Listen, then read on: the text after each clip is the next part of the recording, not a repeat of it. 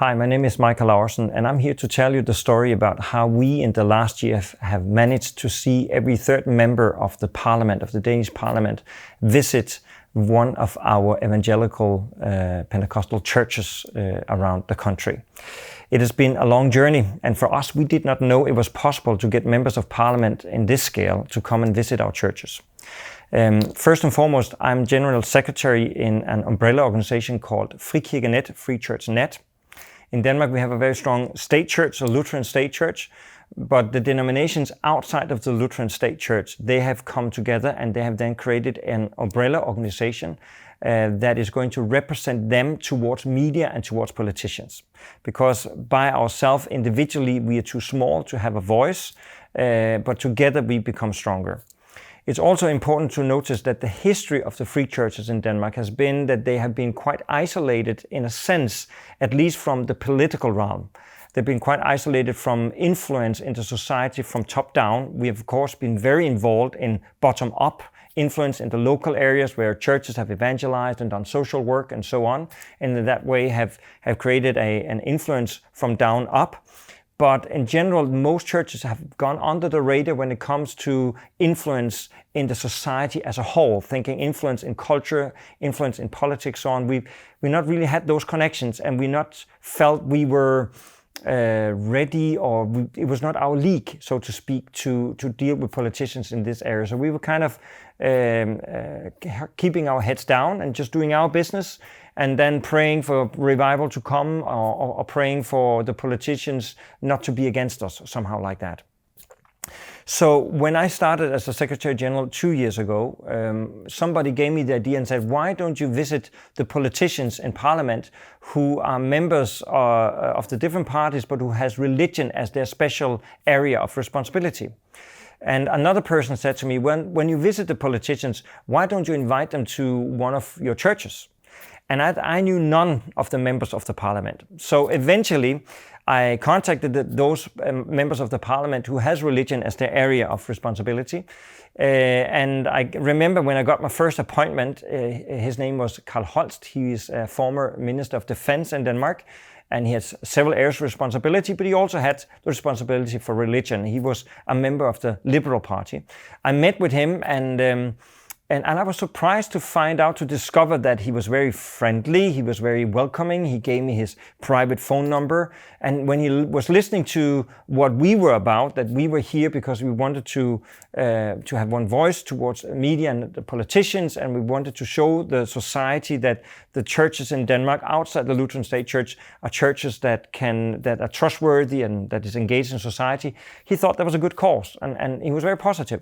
So I asked him and said, would you like to visit a church in your area where you've been elected? We could arrange a visit for you to visit one of our churches to show you what we're doing in reality.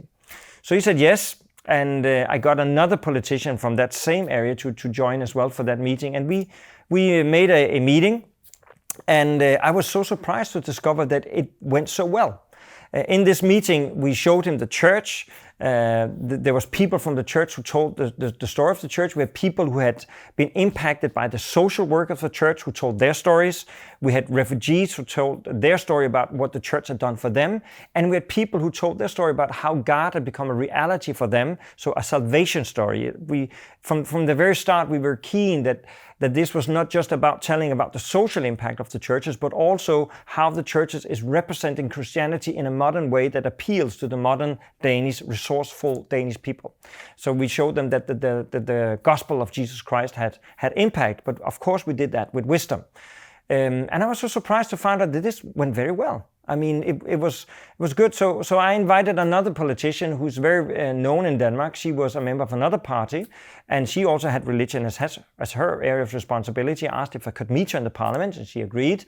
I met with her, had a good conversation, and I said, can I please invite you to a church in the area where you have been elected, where we can invite you to show you what we are doing and what the churches is all about? She said yes. And then I thought, well, now she has said yes, and she's a very well-known politician. what if I invited other members of parliament who's been elected in the same area and told them that we have this visit coming up in a church where she is coming and we would like them to join as well. Because when they see that she has said yes, maybe then they would think, okay, maybe this is not so dangerous after all, so maybe we'll join as well. So I did that, and actually 3 other members of parliament said, well, we'll join. So I thought, okay, we get now 4 members of parliament in one visit because we did this in one area. Denmark is divided into different areas where the politicians have been elected. So I thought, what if we did this in every single area, where politicians are elected? Trying to first get one to say yes, and then getting others to join in with that person that they know, and then make a program that they find appealing. And then we did that. And now we have done that in all of Denmark. We have invited every single member of parliament, and in the end, every 3rd member of parliament said yes to the invitation. Of course, it took a lot of job to invite them because everybody has been invited personally. Everybody has gotten an invitation where we have put emphasis on their special areas of responsibility and where we put emphasis on why they should come. Every visit has been organized in a way so it made sense to their area of responsibility with focus on the social work, on the work of integration, or it could be other areas where the churches are involved. We also, every time we had these visits, we, at the end of the visit, whether it was lunch or it was coffee time, we made a lunch or a coffee where we invited all the pastors of the city from both the state church and the other free churches to come together. So at the end of the visit, the politicians were sitting together with maybe 10 or 15 pastors. And of course, that was valuable for the politicians to meet pastors from all over. So they were happy that we were able to bring them together. And of course, that made them look good, and that gave them contact to quite a lot of influential people in the local area. So that was a draw for them to say yes to that. And the same way as we also made videos of them. So we asked them, can we make a video of you where they told what has made the greatest impact in their lives? And to our surprise, all the politicians said yes to make videos. So we now have a lot of great videos with 1/3 of the members of parliament who's telling very nice things about our churches. What has been really interesting is that the politicians, when they came to our churches, I always asked them in the beginning, I said, so have you been in a church like this before? And 98% of them have never been in a church like ours before, and have never had first-hand knowledge of a church like ours. 98%, that's quite a lot. And most of them had a picture of our type of churches as churches that is isolated, that is keeping us to ourselves, who's not engaged in society, and basically is just fighting one another. The churches are fighting one another. But after the visit, when they heard all the stories, they heard about how we're cooperating with one another, how we cooperate with the commune, how we're investing into the society, how we are a vibrant Christian society where actually new people come in and there's actually a growth, young people is a part of it. They are so surprised. And we get these wonderful statements from the politicians that, well, we never knew this. We were not aware that so many people come to these churches. We were not aware of the impact they're doing. We were not aware that you actually want to be engaged in society. We thought you were wanting to keep to yourself. These visits has, of course, given us a lot of contacts, and the full impact is yet to be seen. We just got a new government just a few weeks ago, and a new leading party who's taking on government control. There's new members, there's new ministers, and actually half of the ministers in the new government has been out visiting our churches in this last year. So that means that we already now has a very good connection.